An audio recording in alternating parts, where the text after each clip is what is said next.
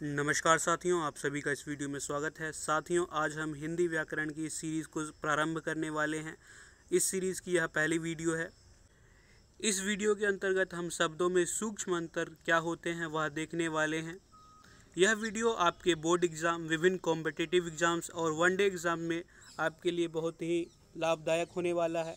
अगर आप चैनल पर नए हैं तो चैनल को सब्सक्राइब कर बेल आइकन को ज़रूर दबा लें ताकि आपको नोटिफिकेशन मिल जाए। तो चलिए शुरू करते हैं आज का यह वीडियो बिना किसी देरी के। शब्दों में सूक्ष्म अंतर। कुछ शब्द ऐसे होते हैं जिसके अर्थ लगभग समान होते हैं लेकिन उसके अर्थ में कुछ अंतर होता है। पहला है अस्त्र शस्त्र। अस्त्र जो होता है वह फेंक कर चलाया जाने वाला हथियार को हम कहते हैं, जैसे कि परमाणु बम हो गया, ब्रह्मास्त्र हो गया, ये सब क्या है? अस्त्र है। वहीं शस्त्र की बात करें तो यह हाथ से लेकर चलाया जाने वाला हथियार होता है, जैसे कि बंदूक हो गया। अज्ञानी अनभिज्ञ। अज्ञानी का अर्थ होता है जिसे कुछ भी ज्ञान न हो, वहीं अनभिज्ञ का अर्थ होता है जिसे कुछ भी अनुभव न हो। अध्यक्ष सभापति। विभाग का प्रमुख अध्यक्ष होता है, वहीं सभा की अध्यक्षता करने वाले को सभापति कहते हैं। अध्ययन अनुशीलन। अध्ययन का अर्थ होता है समान रूप से पढ़ना लिखना, और अनुशीलन का अर्थ होता है गंभीर और शोधपरक अध्ययन। अतिल और अली। अतिल का अर्थ होता है भौरा और अली का अर्थ होता है सखी।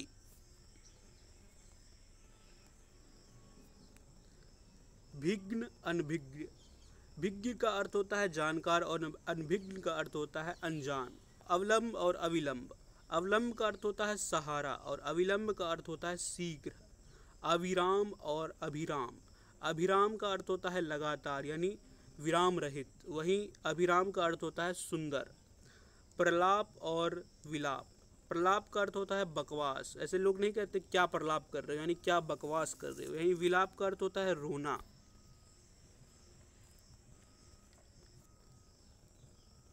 स्वजन स्वजन। स्वजन का अर्थ होता है कुत्ता और इस स्वजन का अर्थ होता है आदमी। इसमें खाली स और स का डिफरेंस होता है, यही आपको ध्यान में रखना है। पुरुष परुष। पुरुष का अर्थ होता है आदमी और परुष का अर्थ होता है कठोर। कुल कूल। कुल का अर्थ होता है वंश और कूल का अर्थ होता है किनारा। इसमें छोटी ऊ और बड़ा ऊ का बस मात्रा होता है, यही आपका डिफरेंस होता है इसमें। निर्धन यानी दरिद्र और दीन। निर्धन का अर्थ होता है जिसके पास कोई भी संपत्ति ना हो, वहीं दीन का अर्थ होता है निर्धन होने के चलते स्वभाव रहित हो जाना यानी कि स्वाभिमान से रहित हो जाना। कलंक और अपयश। कलंक का अर्थ होता है किसी बुराई के चलते प्राप्त लांछन जो लगती है उसे हम कलंक कहते हैं। वहीं अपयश का अर्थ होता है व्यापक बदनामी या बुराई। कविता और काव्य में क्या अंतर होता है? कविता जो होता है वह पद्यबद्ध रचना होती है, यह पद्यबद्ध कथन होता है। वहीं काव्य जो होता है यह कवि की कृतित्व होती है यानी कवि द्वारा इसको रचित किया गया होता है। कष्ट और कलेश। कष्ट का अर्थ होता है तन और मन की असुविधा और कलेश का अर्थ होता है पूरे मन का अप्रिय भाव। चेष्टा और प्रयत्न। चेष्टा का अर्थ होता है शक्ति के द्वारा जो कार्य किया जाता है उसे हम चेष्टा कहते हैं। वहीं प्रयत्न का जो अर्थ होता है उपाय या प्रयास। मुनि और ऋषि क्या होते हैं? मुनि वह होते हैं जो धर्म या आध्यात्मिक तत्वों को बतलाते हैं, वहीं ऋषि वह होते हैं जो मंत्रों या आध्यात्मिक तत्वों को बतलाते हैं। माप और नाप। माप का अर्थ होता है तरल पदार्थों की तौल के लिए माप का यूज होता है और लंबाई या दूरी के लिए नाप का यूज होता है। क्षमता और योग्यता। क्षमता का अर्थ होता है कार्य करने की सामर्थ्य या शक्ति, वहीं योग्यता का अर्थ होता है कार्य करने की गुणयुक्त विशेषता। वीरता और साहस।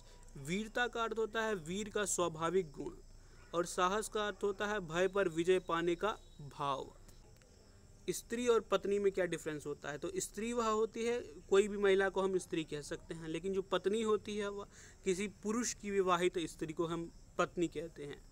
पारितोषिक और पुरस्कार में क्या अंतर होता है? पारितोषिक उसे कहते हैं जब किसी प्रतियोगिता में विजय होने पर मिलता हो, और जो पुरस्कार होता है किसी विशेष सेवा के लिए दिया गया जो उपहार होता है उसे पुरस्कार कहते हैं।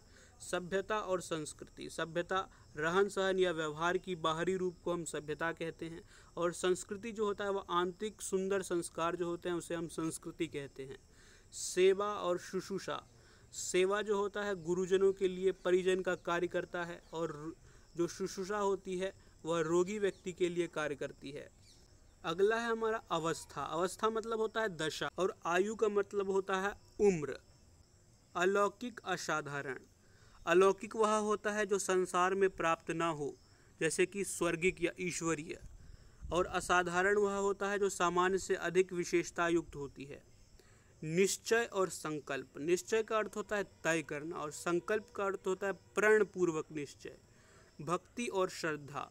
भक्ति वह होती है धर्म की भावना से युक्त जो प्रेम होता है उसे हम भक्ति कहते हैं। वहीं श्रद्धा जो होती है किन्हीं गुणों के कारण आदर सहित प्रेम को हम श्रद्धा कहते हैं। संघर्ष, द्वंद्व।